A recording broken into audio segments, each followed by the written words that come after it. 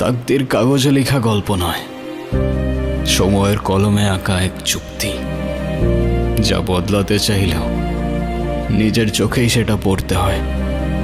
পালালে ছায়ার মতো পিছনে, আর মেনে নিলে শিকল খুলে আকাশ দেখায়।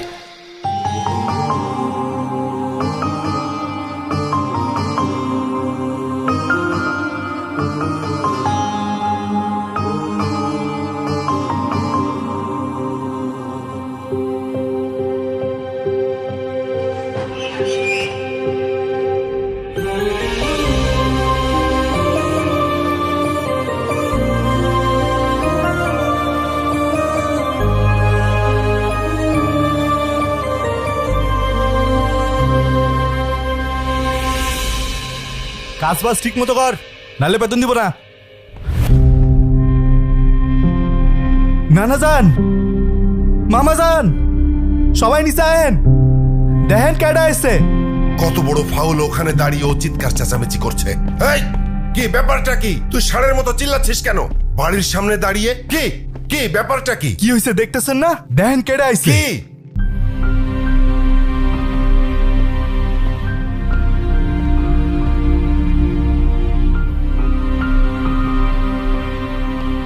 কি হলো, তুমি এখনো যাও নাই? তোমাকে না বললাম ভেতরে যাও। আমি বাইকটা পার্ক করে।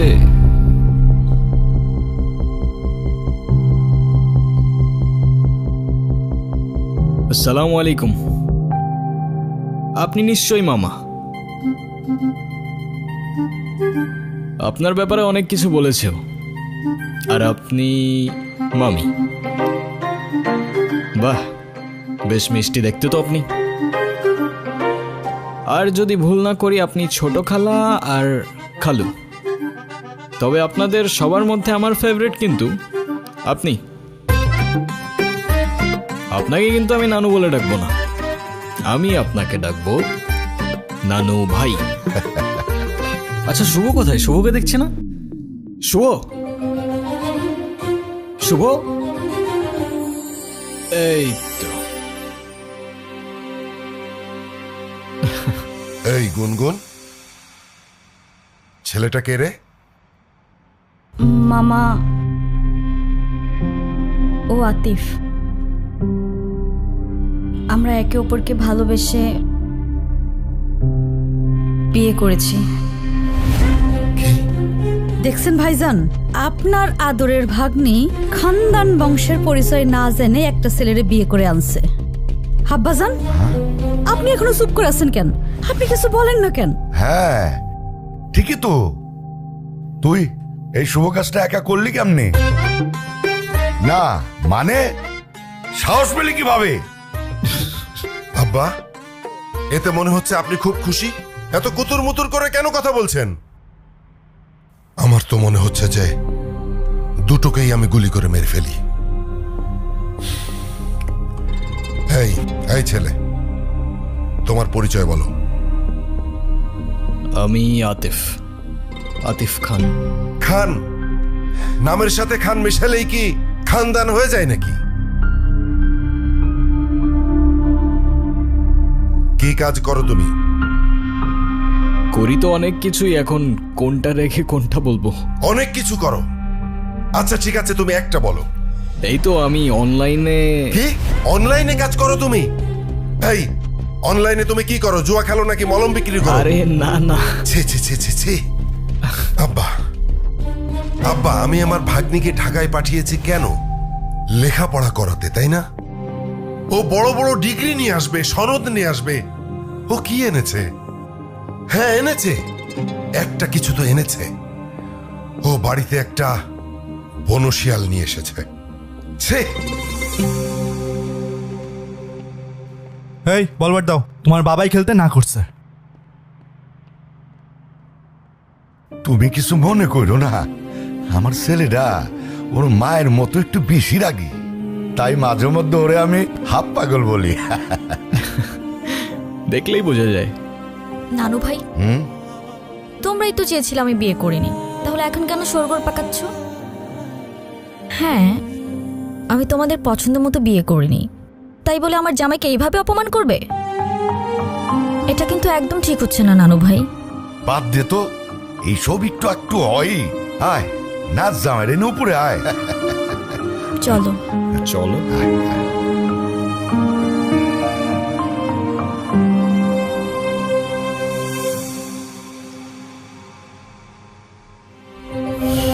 কি?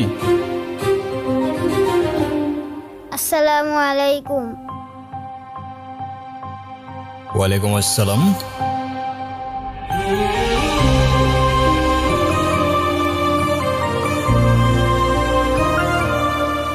ভালোবাসার মানুষ তখনই সুন্দর যখন সে আমার আপন মানুষেরও ভালোবাসার মানুষ হয়।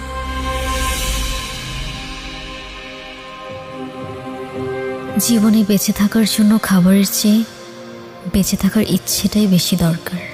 আর যদি সেই বেঁচে থাকার ইচ্ছেটা কোনো এক মানুষের জন্য হয়ে ওঠে, তাহলে জীবনে ঠিক তাকেই রাখতে হয় যে সত্যিই থাকতে চায়।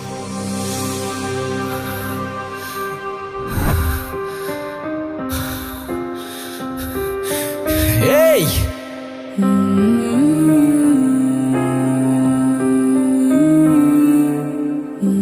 আরে কি করছেন আপনি? মাথা ঠিক আছে আপনার?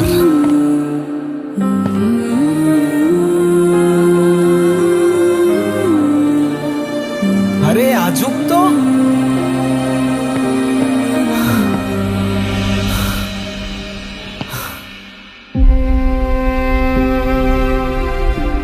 কি সমস্যা কি আপনার? কি করছেন আপনি? আরে প্রবলেমটা কি আপনার? আরে কিছু বলছেন না কেন? মাথা ঠিক আছে আপনার? কি করছেন আপনি?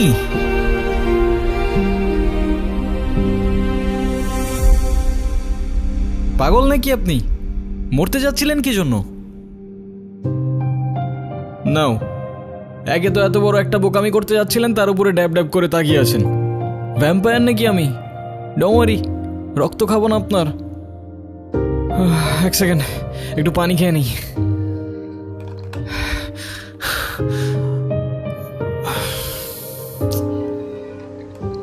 একে তো সুইসাইড করতে যাচ্ছিল, তার উপরে ড্যাব ড্যাব করে তাকিয়ে আছে।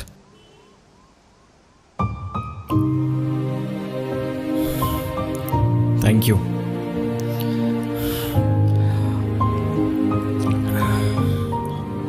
দেখেন, আমি জানি না আপনি কে, তবে এতটুকু জ্ঞান তো দিতেই পারি যে আপনার কষ্ট যতদিন আপনার ভেতরে চেপে রাখবেন না, সেটা বিষ হয়ে ভেতর থেকে আপনাকেই খেয়ে ফেলবে।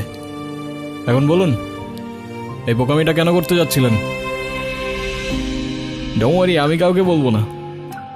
আর বলার মতো তেমন কেউ নেইও আমার, না পরিবার না বন্ধু, শুধু আমি, আমার ক্যামেরা আর আমার ওয়াটার বটল। কি ভাবছেন আমাকে বললে আপনার লাভ ছাড়া ক্ষতি নেই? আর এমনও তো হতে পারে যে আপনার প্রবলেম শুনে আমি আপনাকে কোনোভাবে সাহায্য করতে পারি, রাইট? আমি প্রেগনেন্ট। ভালোবেসেছিলাম, বিশ্বাস করেছিলাম, কিন্তু ভাবিনি সে ভালোবাসা এইভাবে শাস্তি হয়ে ফিরে আসবে। আমি তালুকদার পরিবারের মেয়ে। আমাদের পরিবারের সমাজের নিয়ম না মেনে কিছু করে ফেলা মানে সবার কাছে একটা লজ্জা হয়ে যাওয়া। আমার পরিবার, যারা বলে মেয়েরা হচ্ছে ঘরের সম্মান, আর তারা যখন জানবে আমি বিয়ের আগেই, কিচ্ছু বলবে না, শুধু চেয়ে থাকবে। আর ওদের ওই দৃষ্টিতে আমার বুকটা চিড়ে যাবে। ওরা বলবে না তুই মরে যা, কিন্তু আমি বুঝে যাব আমার মরে যাওয়াই উচিত। ভেবেছিলাম এখান থেকে ঝাঁপ দিলে হয়তো সব ঝামেলা এখানেই থেমে যাবে, না প্রশ্ন, না অপমান, না দোষ, কোনো কিছুরই সম্মুখীন হতে হবে না। ভিতরের চিৎকারটা এখানেই থেমে যাবে। এখান থেকে ঝাঁপ দিলে আপনার চিৎকার থেমে যাবে সে ব্যাপারে তো কোনো সন্দেহ নাই, কিন্তু যার জন্য আপনি এখানে আসলেন সে তো দিব্যি ঘুরে বেড়াবে, রাইট? কোথায় সেই হারামজাদারা? কোথায় আপনার বয়ফ্রেন্ড? কোথায় সে?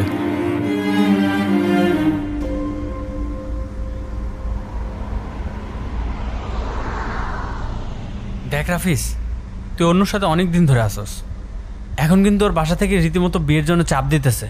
হ্যাঁ, এটা তো আমি জানি, কিন্তু আমি যদি এখন বিয়েতে ঢুকে পড়ি তাহলে তো আমার সব প্ল্যান শেষ। চাইনায় 6 মাসের প্রজেক্ট, এটা আমার জন্য খুবই দরকার। এটাতে যদি আমি ঢুকতে পারি না তাহলে পুরা লাইফ সেট। তুই তো জানোস ও তোর উপর কতটা নির্ভর করে। ও বলছে যে তুই যদি এখন চলে যাস ও নিজেকে শেষ করে ফেলবে। এটা বলছে? হুম। মেয়ে মানুষের আবেগ বুঝোস তুই? ওরা একটু হলে বেশি রিয়াক্ট করে। আর আমি তো ওরে বলি নাই বিয়ে করব না, আমি তো ওরে বিয়ে করব, কিন্তু চায়না থেকে আসার পর, এখন না। রাফিস, অনু,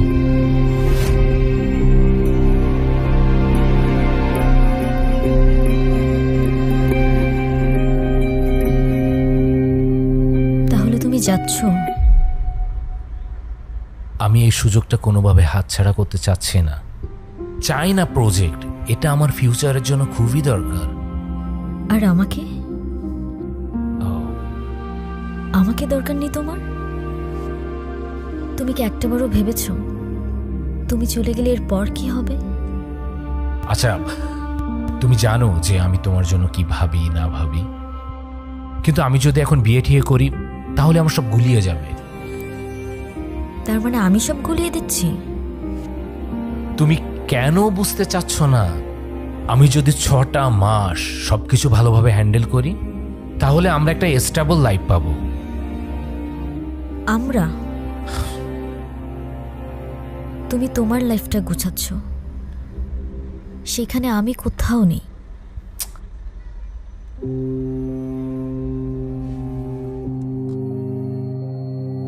রাফিজ, প্লিজ তুমি তোমার পরিবারকে নিয়ে একটাবার আমার মামার সাথে কথা বলো। তোমার এক্ষুনি বিয়ে করতে হবে না, তুমি যা করার চায়না থেকে এসেই করো। আমার মামা, নানু ভাই সবাই রীতিমতো পাগল হয়ে যাচ্ছে বিয়ের জন্য। আমাকে শুধু 7 দিন সময় দিয়েছে, আমি আর পারছি না রাফিজ। তুমি কেন বুঝতেছো না? সারাক্ষণ শুধু কান্নাকাটি করবা আর নিজেরটাই ভাববা। একটু আমারটা ভাবতে শিখো। ব্যাটারি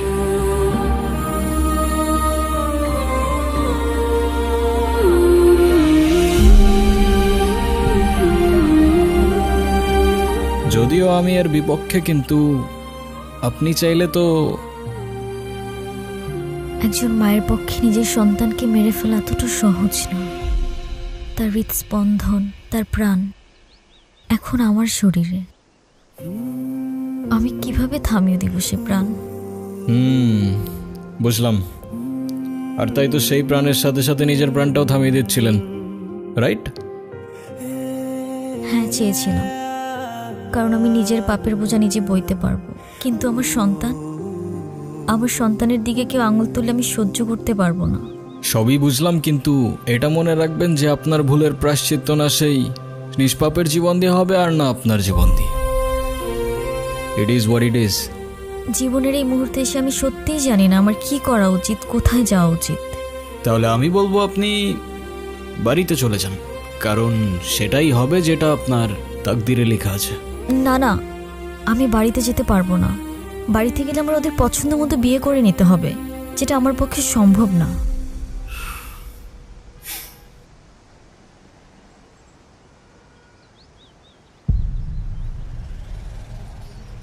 আপনি কি কিছু বলতে চাচ্ছিলেন?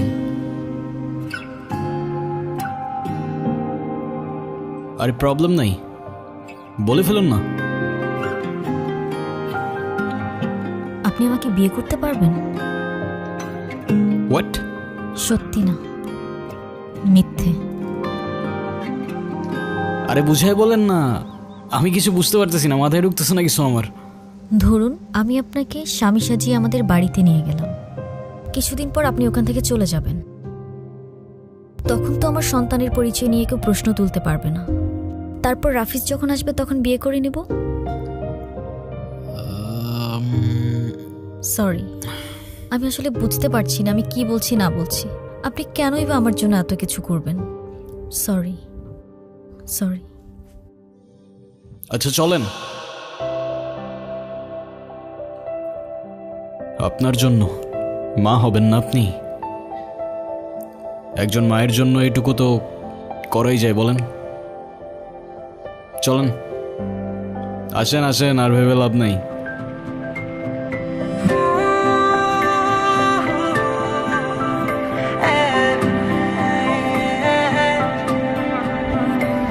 আমি প্রেম খুঁজে পাই তোমার দু চোখের মায়ায়, আমি সুখে ভেসে যাই তোমার কথা ভেবে হায়। তুমি আমার সেই তুমি, যার ভাবনায় ফাগুন আসে, নিমেষে ফুটে ফুলছে তোমার উড়ন্ত কালো চুলে। নিজেকে আমি হারিয়ে ফেলি, তুমি সামনে আসো যখন, আমি তোমার টানে তোমার নামে লিখেছি গান সারাক্ষণ। তুমি আমার হয়ে থেকো ভালোবেসে সারাটা জীবন, আমি তোমার টানে তোমার নামে লিখেছি গান সারাক্ষণ। তুমি আমার হয়ে থেকো ভালোবেসে সারাটা জীবন।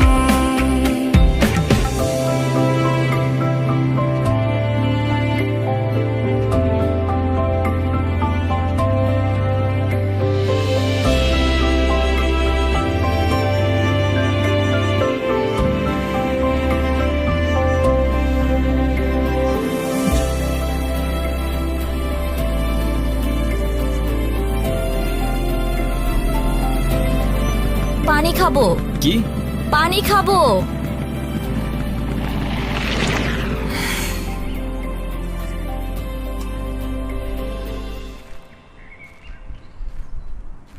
পানি এখানে তো পানি তো শেষ। আচ্ছা তুমি দাঁড়াও, আমি নিয়ে আসি। হ্যাঁ, 2 মিনিট। আজকে কিন্তু বাসিটা মজা ছিল।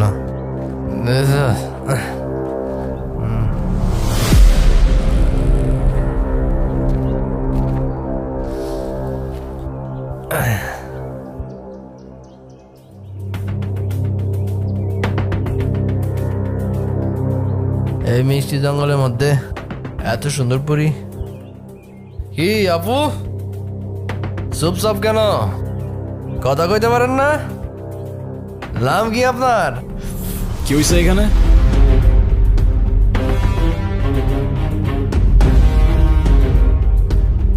কিছু না ভাইয়া। আপু আমার কথা শোনেন না, চলেন না এক কাপ চা খাই।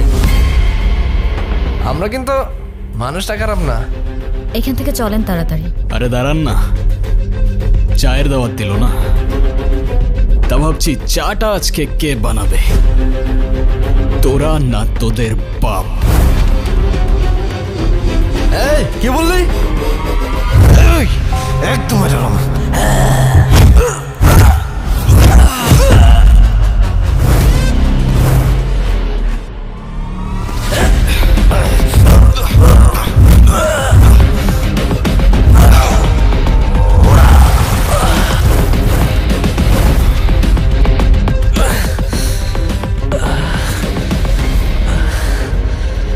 কিরে, লিকারটা কেমন ছিল?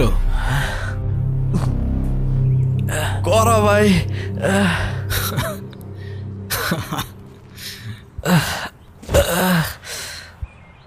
ভাই কি হয় আপনার? আমার ওয়াইফ।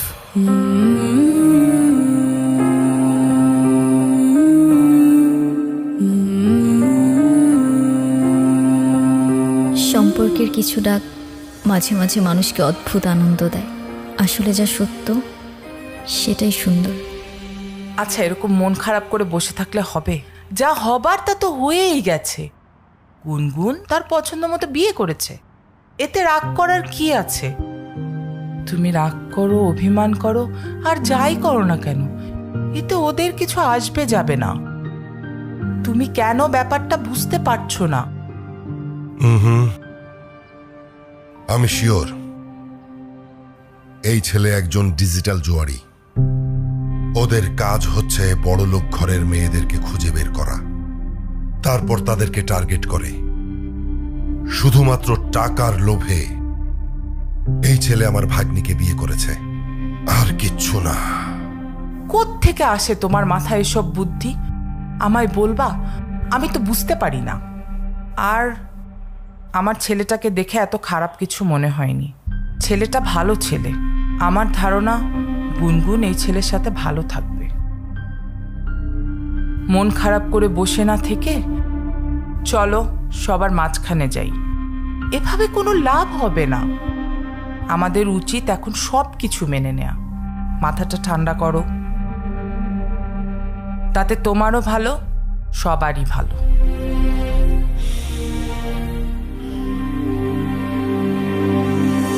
শুনছো, আজ কিন্তু আমাদের নাতনিটা নতুন জীবন শুরু করলো।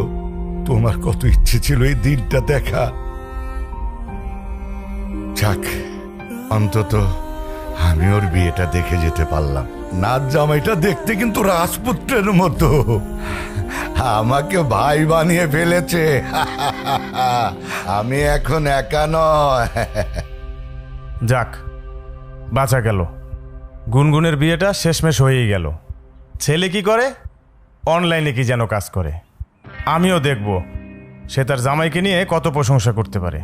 আমি সাধারণ একজন উকিল বলে কম খোটা আমাকে সহ্য করতে হয় নাই। আর একটা কথা না বললেই নয়, আমি নাকি ঘর জামাই। তোমার বাপ ভাইয়ের টাকায় আমি খাই, তোমার বাপ ভাইয়ের টাকায় আমি চলি। এবার দেখা যাবে তার ভাগ্নি জামাই কোথাকার কোন মহারাজ। উফ, চুপ করো তো। আমার আর ভালো লাগছে না। আমাদের পরিবারের সঙ্গে এরকম একটা ঘটনা ঘটতে পারে আমি তো ভাবতেই পারছি না। আরে বলা নেই ক নেই, কোত্থেকে একটা ছেলের সঙ্গে বিয়ে করে আসছে।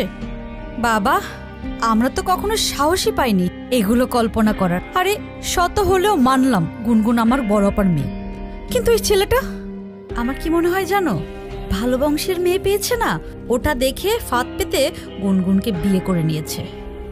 না জানি ছেলেটার মতলব কি। উফ, তোমরা একটু চুপ করো তো, বিরক্ত করো না, আমি পড়ছি। আচ্ছা, পড়ালেখা বাদ। বলো তো বাবা, তুমি আমাকে কবে বল কিনে দিবা? বল? আবার সেই বল। এই পর্যন্ত কয়টা বল হারাইছে হিসাব আছে ওর? এই পড়তে বস, পড়।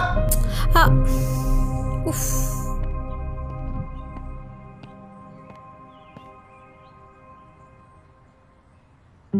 কি কিছু বলবা? না, এই সব কিছুর মধ্যে আমি একটা জিনিস বুঝলাম না। তা কি বুঝতে পারো নাই তুমি? তুমি এইসবে রাজি কেন হলে? এত বড় রিস্ক যদি কেউ জানতে পারে তাহলে তো তোমারও তো একটা জীবন আছে। তোমার ভয় লাগলো না? আমার জীবন তো রিস্কের উপরেই চলে। আর তাছাড়াও সবার লাইফের পূর্ণতাতেই তো কারোর না কারোর একটা ইম্পর্টেন্ট ক্যারেক্টার থাকে। তো কে জানে, হতে পারে খোদার তরফ থেকে তোমার লাইফের সেই ইম্পর্টেন্ট ক্যারেক্টারটা আমি। হতেও তো পারে না। Thank you. তোমার মতো মানুষ তাকদিরে থাকলে হয়তো জীবনটা অনেক সহজ হয়ে যেত। তাকদিরে লেখা ছিল বলেই তোমার সাথে আমার দেখা হয়েছে। জীবনকে আমিও খুঁজেছি, কখনো শহরের ব্যস্ত রাস্তায়, আবার কখনো প্রকৃতির এক নিঃশব্দ কোণে। নিজেকে আমি হারিয়ে ফেলি, তুমি সামনে আসো যখন।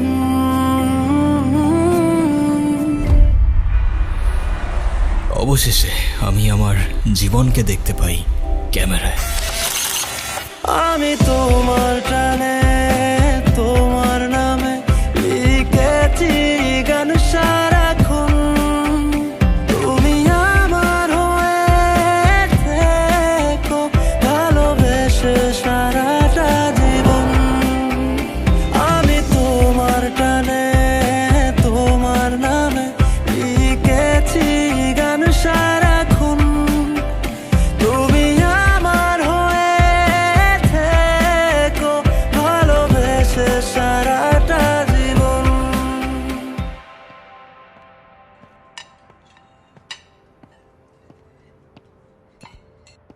বেশি করে দাও। কি নানু ভাই?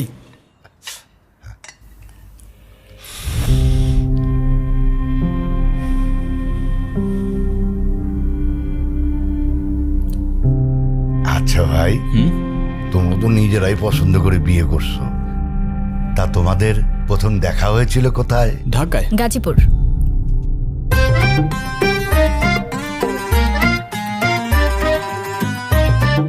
মানে ঢাকায় গাজীপুর সাফারি পার্কে।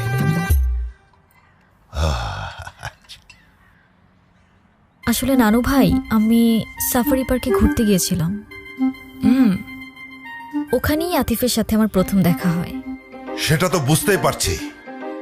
সেখানে গিয়ে বাঘ, ভাল্লুক, হনুমান এ সমস্ত দেখার পরে আসার সময় একটা শিয়াল ধরে নিয়ে চলে এসেছিস। হেই, তুই থামবি? ছেলেটা মাত্র খেতে বসেছে, তুই চুপ থাক। খাও। তা নানা ভাই, তুমি কি আমার নাতনির সাথে একই ইউনিভার্সিটিতে পড়ো? না নানা ভাই। ভার্সিটি? আমার ভাগ্নি প্রাইভেট ইউনিভার্সিটিতে পড়ে। নামের সাথে শুধু খান লাগালে তো আর হয় না, পাশাপাশি বাবার ব্যাংকে মালামাল থাকা লাগে। মামা ইউনিভার্সিটিতে তো পড়িনি, তবে আমিও গ্র্যাজুয়েটেড, সফটওয়্যার ইঞ্জিনিয়ারিং শেষ করেছি। যদিও আমি বলবো না, তবে you guys can call me engineer.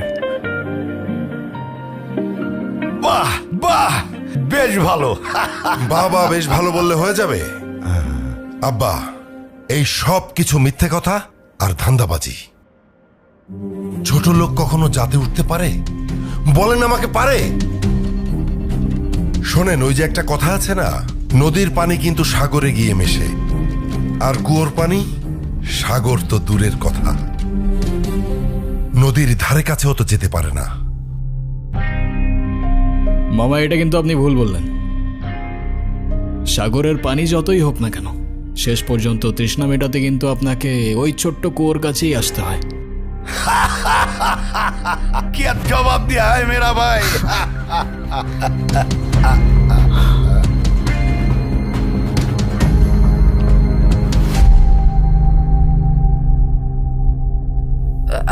তোমরা খাও। কি ব্যাপার বাবা, তুমি খাচ্ছ না কেন? খাও। আমাকে বল না দেওয়া পর্যন্ত আমি কিছু খাবো না।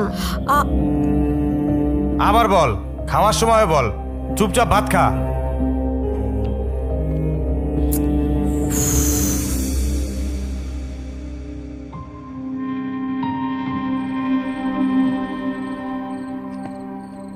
কি শুনলাম তুমি নাকি ঠিকমতো পড়াশোনা করো না?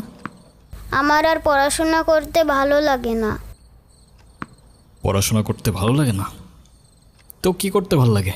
ক্রিকেট খেলতে ভালো লাগে। সে তো ভালো কথা, কিন্তু তুমি যদি ভালো করে পড়াশোনা না করো, তুমি বড় হয়ে ক্রিকেট খেলবে কিভাবে? কেন? কারণ খেলার মাঠে তো ব্রেইন চাই, আর পড়াশোনা না করলে ব্রেইন কোত্থেকে আসবে? খেলার মাঠে আরও স্ট্র্যাটেজি চাই, আর তুমি যদি স্কোরবোর্ডের নাম্বারই না বুঝতে পারো, তুমি খেলবে কি করে? তাহলে এখন আমি কি করব? তুমি এখন থেকে প্রতিদিন ঠিকমতো পড়াশোনা করবে। হ্যাঁ, মজা করবে, খেলবে, সবই করবে, সাথে পড়াটাও করবে। কারণ পড়াশোনা মানে কিন্তু শুধু বই মুখস্থ করা না, পড়াশোনা মানে তোমার স্বপ্নের জন্য নিজেকে তৈরি করা। আচ্ছা, এখন তুমি যদি আমাকে কথা দাও যে যে তুমি এখন থেকে ঠিকমতো পড়াশোনা করবে, তাহলে যাও, এই বলটাও তোমার। যাও, কথা দিলাম, প্রমিস। এখন আমাকে বলটা দাও। নাও। আচ্ছা, বাই দা ওয়ে, তোমাকে না বল কেনার জন্য টাকা দিলাম? সেইটা কি আর থাকে? সেইটাও আম্মু নিয়ে নিছে। ঈদের সালামিটাও আম্মু নিয়ে নেয়। আমি যে কবে বড় হব।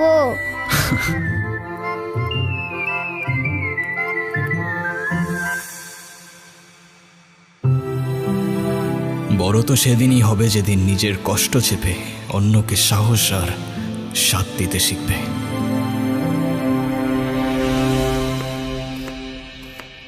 আসসালামু আলাইকুম নানু ভাই।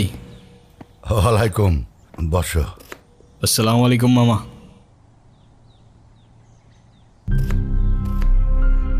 আরে বাবা, সালামের উত্তরটা তো দিবি। তোর সব ধন সম্পত্তি তো আর চায় নাই। ওয়ালাইকুম সালাম। রবির মেজাজ দেখছিস? ভালো করে এক কাপ চা বানায় না দে। এই রবি, ওর সাথে একটু গল্প গুজব কর না। আমি যখন জামাই ছিলাম তখন আমাকে তো নানির পরিবার মাথায় করে রাখতো। তার তো কারণ ছিল আব্বা, সেটা আপনি খুব ভালো করে জানেন। আপনি তো ওর মতো কোনো সাধারণ পরিবার থেকে আসেননি। আমাদের বংশের মান মর্যাদা, ধন সম্পদ, নাম ডাক এসবের একটা ব্যাপার ছিল। আমার না আপনার জন্য খুব আফসোস হচ্ছে মামা। If I am not wrong, আমি যতদূর বুঝতে পারলাম আপনার কাছে খানদান, প্রপার্টিজ, নাম ডাক এসব কিছু ইম্পর্ট্যান্ট। মায়া, টান, ভালোবাসা এসব কিছু না। আমার ভাগ্নিকে তো বিয়ে করেছ, তা বউকে কি খাওয়াবে? সকাল বেলায় এক বাটি প্রেম আর রাতের বেলায় এক বাটি ভালোবাসা, তাই তো? আরে মামা, আমারই তো বউ, কতটুকুই বা খাবে বলেন? সমস্যা নেই। আর তারপরেও যদি কম পড়ে যায়, একজনেরটা না হয় দুজনে ভাগাভাগি করে নেব। যে সমস্ত মানুষের পকেটে টাকা থাকে না, তারা সবসময় এই সমস্ত ফালতু কথা বলে। ফালতু কথাকার। আচ্ছা, আপনি কখনো ভেবেছেন, আপনি যেমন আপনার ভাগ্নিকে একটা লাক্সারিয়াস লাইফস্টাইল দিয়েছেন, সেটা একটা কৃষক কিন্তু তার সন্তানদের দিতে পারে না। তার মানে কি সে তার সন্তানদের ভালোবাসে না?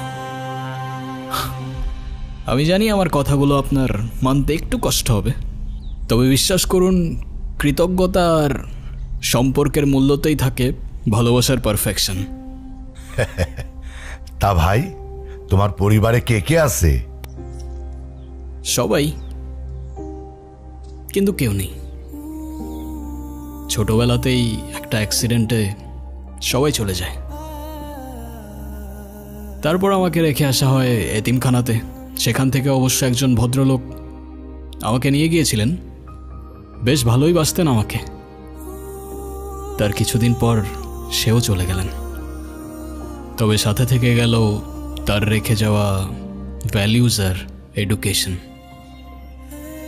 তারপর একটু একটু করে কিছু টাকা জমিয়ে অনলাইনে ক্লোদিংয়ের বিজনেস শুরু করি। সেখান থেকে আমার লাইফের টার্নিং পয়েন্ট শুরু হয়। তারপর শখের বসে ফটোগ্রাফি, আরও কত কি।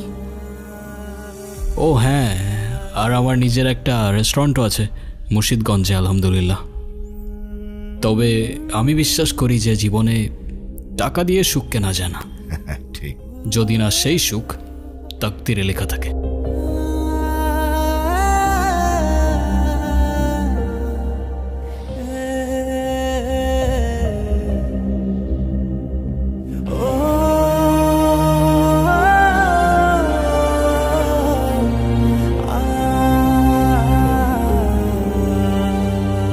যা, ওকে চার পাঁচটা একটু ঘুরিয়ে দেখা।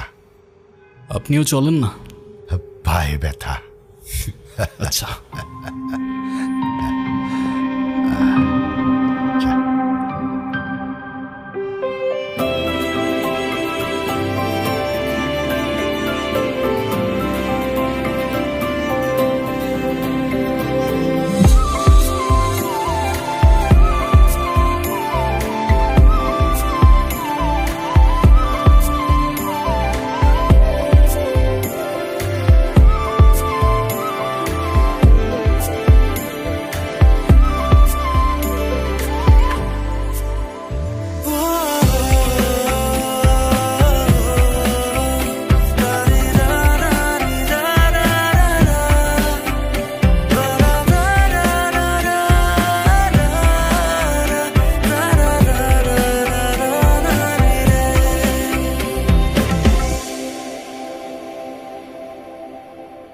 এটা আমার সবচেয়ে প্রিয় জায়গা।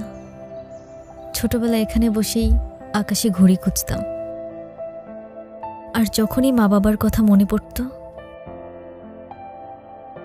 একা একা বসেই কাঁদতাম।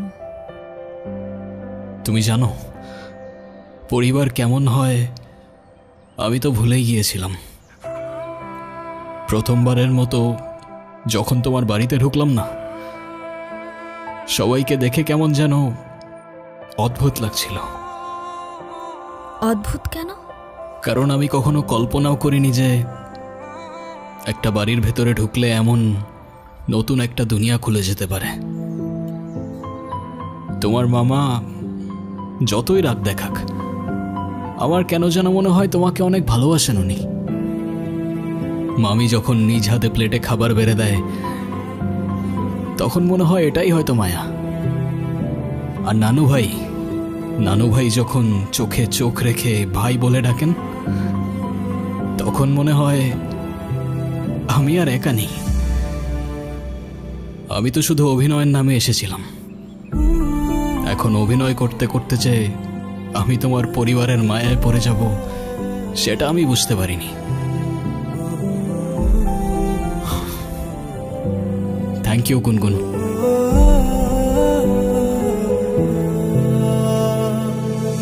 চুপচাপ বসে আছো কেন?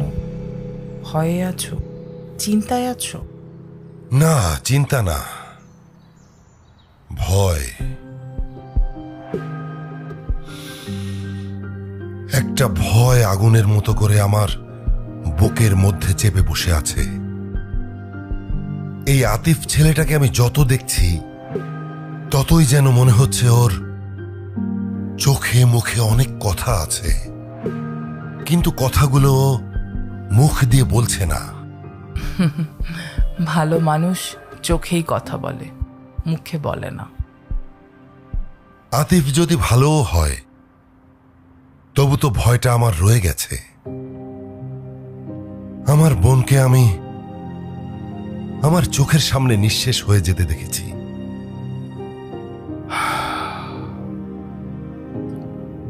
এখন গুনগুন যদি সেই একই ভুল করে, এই আতিফ ছেলেটা যদি গুনগুনের বাবার মতো গুনগুনকে ছেড়ে চলে যায়, গুনগুন হয়তো একসময় মেনে নেবে, কিন্তু না না, আমি মানতে পারবো না। দেখো, আমাদের তো কোনো সন্তান নেই, ওই আমাদের সন্তান। না না না না, আমি এটাকে কিছুতেই মানতে পারবো না। বারবার যদি আমরা ভয়কে কেন্দ্র করে সিদ্ধান্ত নেই, তাহলে ভালো মানুষের জন্য দরজাগুলো কখনোই খোলা থাকবে না। ছেলেটার মধ্যে আমি আপন হওয়ার চেষ্টা দেখেছি। ও চেষ্টা করছে রক্তের সম্পর্কের বাইরেও পরিবার হতে। দেখো, তুমি যদি ভয় থেকে ওকে দূরে সরিয়ে দাও, তাহলে সেই পুরনো ঘটনার আবার পুনরাবৃত্তি হবে। কিন্তু একটু সাহস দিয়ে যদি ওকে কাছে টেনে নাও, তাহলে তো এমনও হতে পারে পুরনো ঘটনার আর পুনরাবৃত্তি হবে না, গুনগুনের মায়ের মতো কেউ আর কাঁদবে না। আচ্ছা, গুনগুন যদি ভালো থাকে, আতিফ পাশে থাকলে নিরাপদ বোধ করে, তাহলে তুমি কি চাও? তুমি কি চাও তোমার পুরনো ভয় আবার পুনরাবৃত্তি হোক? তবু ভয় আমার মন থেকে যাবে না। তবে তোমার কথা শুনে এখন মনে হচ্ছে যে ভয়কে জয় করার সময় বোধহয় চলে এসেছে। ভয় নয়, সাহস দিয়েই নতুন জীবন শুরু করতে হয়।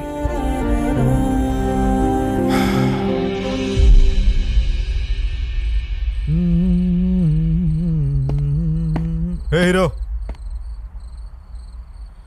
কাকে বলতেছো? আপনারাই বলতেছি। আরে আপনারে তো দুলাভাই ডাকতে মনেই ছিল না। আসলে আমি মামাজনের মতো সব বনারে পাত্তা দিই না। সব ঘাটের মরারে পাত্তা দাও না বুঝলাম, কিন্তু কোন ঘাটের মরারে পাত্তা দাও সেটা তো বুঝলাম না। কথার ভুল ধরবেন না কইলাম। এমন লাফাইতে থাকলে বেশি দিন টিকবেন না। কথায় আছে না, পিপিলিকার ডানা গজাই মরিবার তরে, বেশি উঠলে আগুনে পুরো ছাই হয়ে যাবেন। যে পিপিলিকা আগুনে ডানা মেলে ভাই, সে কিন্তু আগে বুঝে নেয় আগুনটা কার হাতে আছে।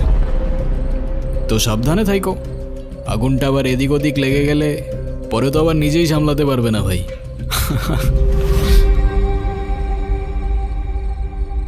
আপামনি এটা কি জিনিস ধরে আনছে? পুরাই ঠান্ডা মাথার জিনিস। এই মাল বাড়িতে থাকলে আমার জীবন তেনা তেনা করে ফেলবে। এর থেকে বাইসা চলা লাগবে। জানি না তুমি দেখছো কি দেখছো না, আজকে নিয়ে 4 দিন হলো আমাদের গুনগুন ভালোবাসার মানুষকে নিয়ে নতুন ঘর বেঁধেছে। ছেলেটা খুব ভালো, আসতে না আসতেই সবার মন জয় করে নিয়েছে। রবি অসম্মতি করেছে, কিন্তু তুমি দেখো ওকে পছন্দ করে নিবে।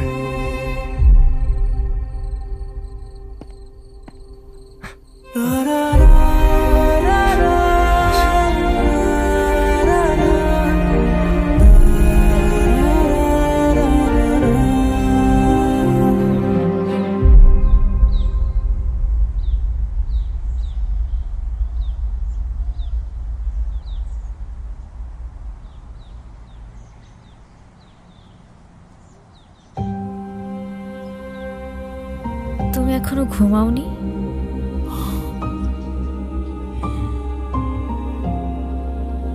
ঘুম আসছে না। মন খারাপ? এই অভিনয়গুলো দিন দিন আমার জন্য কঠিন হয়ে যাচ্ছে। তুমি চাইলে এখনই সব শেষ করে দিতে পারো। এই মিথ্যে, এই বোঝা আর তোমাকে বইতে হবে না। এতে তোমার জন্যই ভালো। ভালো হতো, কিন্তু তোমার পরিবারের সামনে তোমার সম্মানটুকু তো আর আমি নষ্ট করতে পারবো না।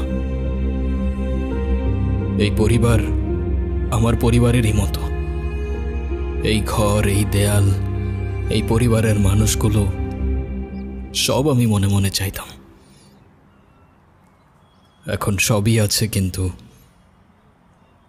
কিচ্ছু নেই।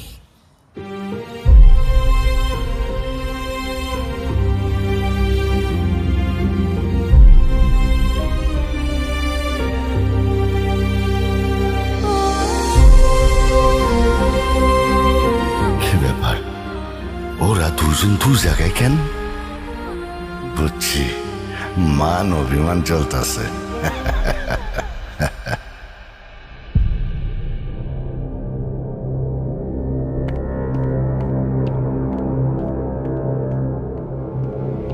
এই কে আপনি? কারে চাই?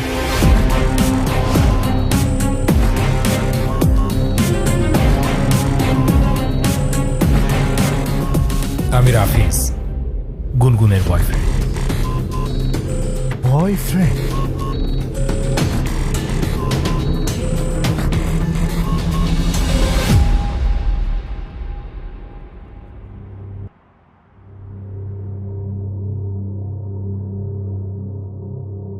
গুনগুন, কি হচ্ছে এসব? ছেলেটা কি বলছে এ সমস্ত? ও ঠিকই বলেছে।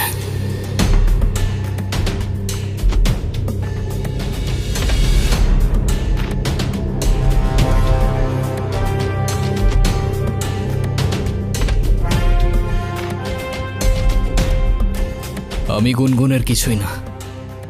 আমাদের বিয়ে হয়নি, আর এতদিন যা ছিল তার পুরোটাই ড্রামা।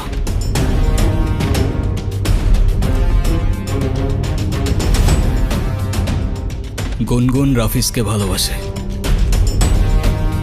কিন্তু ও জানতো আপনি এই সম্পর্কটা কখনোই মেনে নেবেন না, তাই ও আপনাকে কখনো বলার সাহস করতে পারেনি। যখন আপনারা গুনগুনের জন্য বিয়ে ঠিক করতে ব্যস্ত ছিলেন, ও কার সঙ্গে ভবিষ্যৎ গড়বে তা খুঁজতে ব্যস্ত ছিলেন, তখন ও লড়ছিল একা।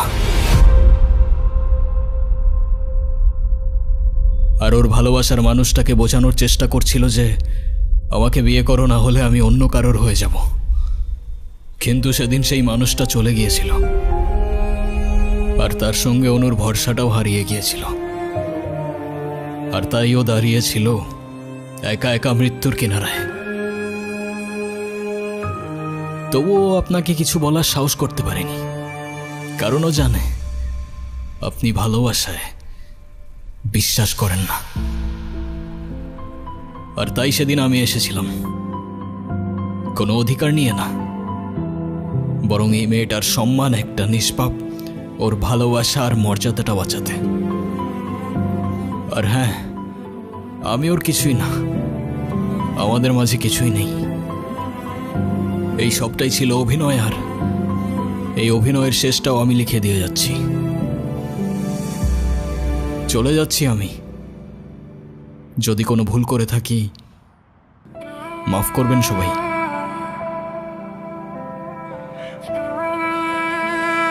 আতিফ, আমি তোমাকে মিথ্যে বলেছিলাম। আমি প্রেগনেন্ট না।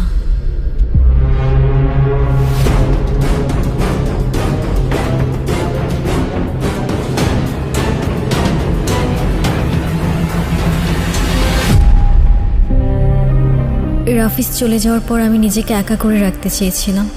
ও চায় না গিয়ে ওর ভুলটা বুঝতে পারে আর বারবার মাফ চাইতে থাকে। তবু আমি জানতাম সব শেষ। মামা নানুর দেওয়ার সময় তখন পেরিয়ে গেছে, কিন্তু এরপর শেষ একটা সুযোগ হয়ে আসলো আতিফ। এই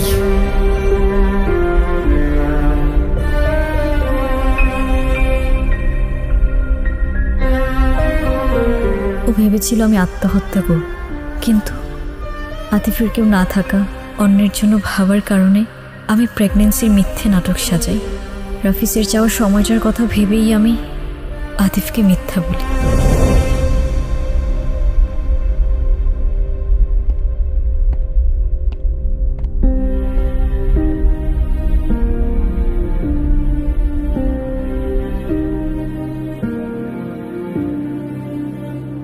প্যারা নাই ছিল, এই মিথ্যেটাও তো তোমার ভালোবাসার মানুষকে পাওয়ার জন্যই বলেছিলে না?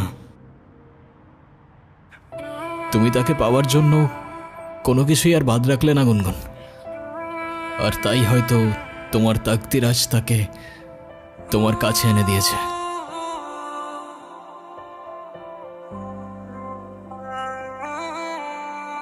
ভালো থেকো।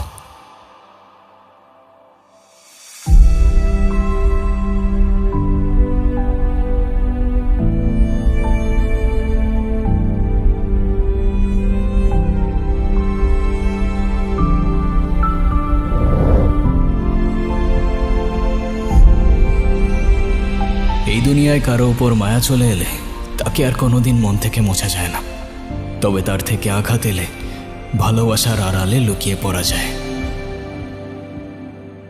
আমি তোমার টানে তোমার নামে লিখেছি গান সারাক্ষণ, তুমি আমার হয়ে থেকো ভালোবেসে সারাটা জীবন।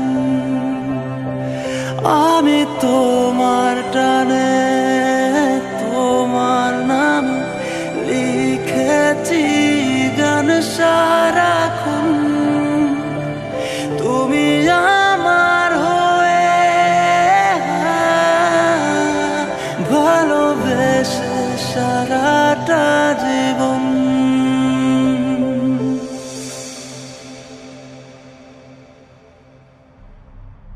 সরি গুনগুন, আমার জন্য তোমার অনেক কিছুই ফেস করতে হয়েছে। তুমি চায়না থেকে চলে কেন এলে? আরে এলাম, চায়নায় অনেক কিছু করার সুযোগ আছে। আরে চায়নায় গিয়ে এবার কি হয়েছে জানো? আমার নতুন কিছু বায়ারের সঙ্গে পরিচয় হয়। ওরা তো বাংলাদেশে ব্যবসা করতে আগ্রহী, এর জন্য ওরা পার্টনার খুঁজছে। মানে আমি বলতে চাচ্ছিলাম যে যেহেতু নতুন বায়ার, ওদের সঙ্গে যদি আমি ইনভেস্ট করতে পারি তাহলে আমার ফিউচারের জন্য খুবই উপকার হবে আর কি। গুনগুন, তোমার মামার তো অনেক সম্পত্তি, মানে টাকা পয়সা আছে আর কি। আচ্ছা তোমার মামা তো তোমাকে অনেক বেশি ভালোবাসে, আদর করে। তোমার মামা কি তার ভাগ্নিকে খালি হাতে বিয়ে দিবে? না মানে বলছিলাম কি যে তুমি যদি আমার সাথে থাকো তাহলে এরকম ইনভেস্ট আমি 6 মাসের মধ্যে উঠাই ফেলবো আর কি। তুমি তো জানো আমার মেধা বাথরুম যা আছে কতটুকু, এটা যদি আমি প্রপার কাজে লাগাতে পারি তাহলে কোনো ব্যাপারই না আমার দ্বারা এটা। তুমি ফিরেছো ঠিকই, কিন্তু ফিরেছো নিজের জন্য, ভালোবাসার নামে নিজের স্বার্থ নিয়ে। আরে কি বলতেছো তুমি এসব? আরে এসব কিচ্ছু না। আরে আমি তো চুপ, তোমার মুখ থেকে আর একটা শব্দও না। আজ আমার নিজের উপর রাগ হচ্ছে। আমি তোমাকে ভালোবেসেছিলাম। তুমি জানো আমি তোমার জন্য কি কি করেছি? তোমার জন্য আমি আমার ইচ্ছের বিরুদ্ধে গিয়ে আমার ফ্যামিলির সাথে মিথ্যে নাটক করেছি। আর আতিফ, তার তো আমার কাছে কোনো চাওয়া পাওয়া ছিল না, তবু আমার জন্য, আমার সম্মানের জন্য সে এই বাড়িতে এসেছে। যে মানুষটা আমার জন্য এত কিছু স্যাক্রিফাইস করলো তাকেই আমি মিথ্যা বলেছি, আর সেটাও শুধুমাত্র তোমার জন্য। আর আজ তুমি এসেছো, সাথে করে নিয়ে এসেছো টাকার হিসেব, ব্যবসার প্রজেক্ট। এটা নতুন কিছু না। তুমি যখনই আসো তখন ভালোবাসা নয়, তোমার দরকার নিয়ে আসো। ঠিক আছে, তাহলে যাও, তোমার আতিফের কাছে যাও। তোমার প্রেম ভালোবাসা সব তার সাথেই মানায়। হ্যাঁ, একই বাড়িতে থাকো, একই ঘরে থাকো, না জানি কি কি হইছে এর ভেতরে।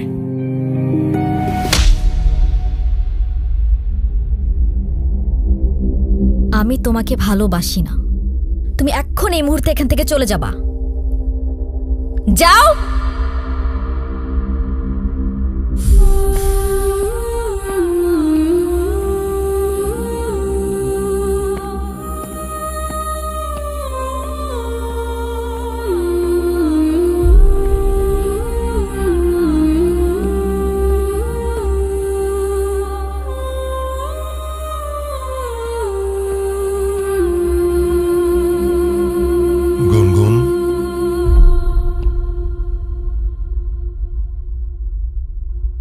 মারে,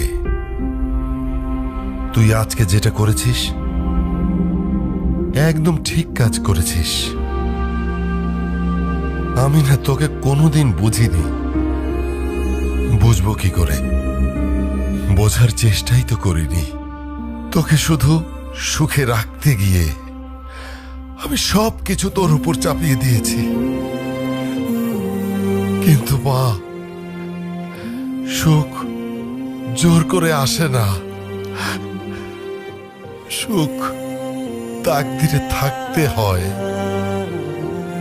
জোর করে আসে না।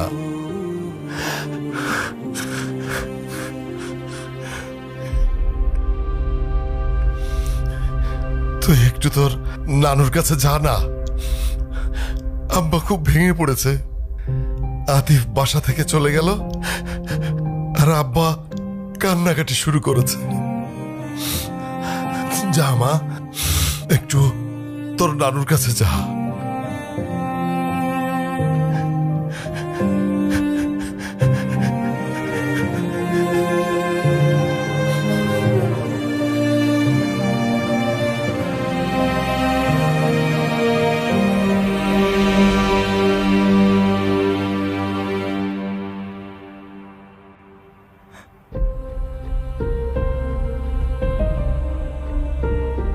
তুই কষ্টে আছিস জানতাম, কিন্তু এতটা বুঝতে পারি নাই রে বোন। জানিস বোন, ভালোবাসা মানে শুধু পাশে থাকা না, ভালোবাসা মানে না থেকেও কারোর জন্য বুকটা কাঁপে। ভালোবাসা মানে তুই হাসলে তার প্রাণটা হাসে, আর তুই কাঁদলে সেও ভেঙে পড়ে। ওর চোখে যে কি মায়া ছিল বোন, সেই চোখ কখনো মিথ্যা বলতে পারে না। ও শুধু তোকে চায়নি, তোকে রক্ষা করেছিল, তোকে আগলে রেখেছিল নিজের সবটুকু দিয়ে। আমি ওর সাথে অন্যায় করেছি নানু ভাই। ওর হৃদয়টা আমি ভেঙে দিয়েছি। যে মানুষটা আমার জন্য এত কিছু করলো, তার বিশ্বাসটা আমি হারিয়ে ফেলেছি। ভালোবাসা হারায় না রে বোন, জায়গা বুঝে লুকিয়ে পড়ে। তাকদিরে লেখা থাকলে ওরে ঠিকই পাবি। যা কিছু সত্য তা ফিরে আসে, সময় নেই। কি খালি 2 দিন পর পর আসে, ফ্রিতে খাইতে চাই, কোনো লজ্জা লাগে না কিছু না? এরকম না লোক হলো। এই জি ভাই, কি হয়েছে ওদিকে? ভাই 2 জন ফুড ব্লগার আইছে, শুধু ফ্রিতে খাইতে চাই। আচ্ছা তুমি ওদের সার্ভ করো, আমি পরে দেখতেছি। আর এটা আমি নিয়ে যাচ্ছি। ঠিক আছে ভাই।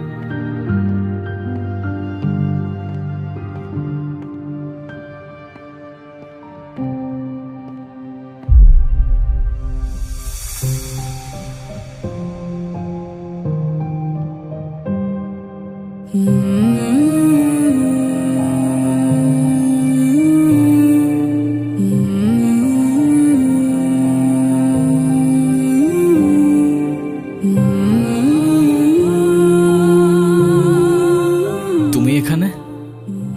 আজকে তো আমাকে কারো চোখেই পড়ছে না, অথচ এই মানুষটাই আমাকে দেখেছিল। তার ক্যামেরার লেন্সে নয়, তার হৃদয়ের গভীরে থাকা লেন্সে। সে দেখেছিল এমনভাবে যেভাবে দেখা যায় দুপুরের মায়া ভরা রোদ, যেভাবে অনুভব করা যায় না বলা ভালোবাসা। আমি ছিলাম হয়তো তার ফ্রেমের বাইরের কেউ, তবু সে আমায় রেখেছিল তার গল্পে, দেখেছিল এমনভাবে যেভাবে দেখে শুধু সেই, যার চোখে ভালোবাসা জন্ম নেয় নিঃশব্দে নিঃস্বার্থে। এই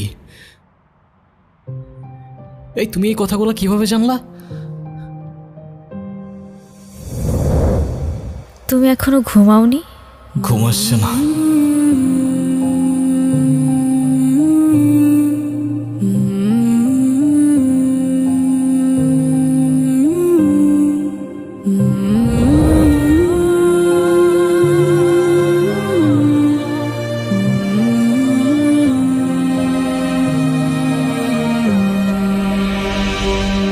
এখন আর এসব জেনেও কি? সে তো তার তাকদিরে লেখা মানুষকে পেয়েই গেছে। আমি তো শুধু একটা ছায়া ছিলাম, আলো তো ছিল অন্য কারোর জন্য। চায় না জিনিস, তাই ভেঙে যাওয়ার আগেই ছুঁড়ে ফেলে দিয়েছি।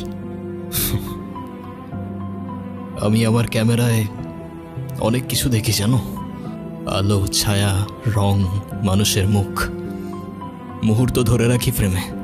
তবে আমার সবচেয়ে পছন্দের ছবিটা কখনো আমার ক্যামেরায় তুলে উঠতে পারিনি, কারণ সেই ছবিটা ছিল আমার কল্পনায়। আর তার পাশে হয়তো তোমার ছবি।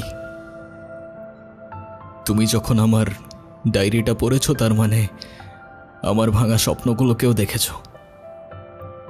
তুমি তোমার ক্যামেরায় কত কিছুই না দেখো, দুনিয়ার সব রং, রূপ। কিন্তু তুমি যখন আমার জীবন থেকে চলে গেলে, আমার সব রং হারিয়ে গেল। আমি বুঝে গিয়েছিলাম যে চলে যায় সে হারিয়ে যায় না, যদি তাকদিরে তার জন্য ঠিকানা লেখা থাকে। তোমার তাকদিরে আমি আছি কিনা সেটা আমি জানি না, তবে সেই ছোটবেলা থেকেই একটা জিনিস চাইতাম জানো, একটা ঠিকানা, যেখানে সন্ধে হয়ে যাওয়ার পর কেউ বলবে তাড়াতাড়ি ফিরে এসো। সকালবেলা ঘুম থেকে উঠে কেউ বলবে ঘুম ভালো হয়েছে, আর দিন শেষে খাবার রেখে বলবে ঠান্ডা হয়ে যাবার আগে ভাতটা খেয়ে নাও। এখন তুমি যদি বলো আমি তোমার তাকদিরে আছি, তাহলে আমার সেই ঠিকানার নাম হয়ে যাবে তুমি। এখনো যদি না বুঝো, সেই ঠিকানায় আমি দাঁড়িয়ে আছি তোমার সামনে, তোমার হয়ে। তবে শুধু ভালোবাসার জন্য না, একসাথে বাঁচার জন্য, একটা জীবন গড়ার জন্য, যে ঠিকানায় শুধু তুমি আর আমি। এবার তুমি বলো, আমি তোমার তাকদিরে আছি কি?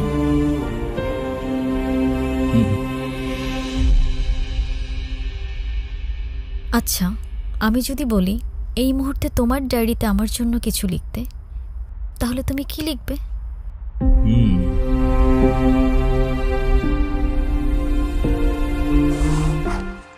জিরো? আমি তোমার লাইফে জিরো? ডিপেন্ডস।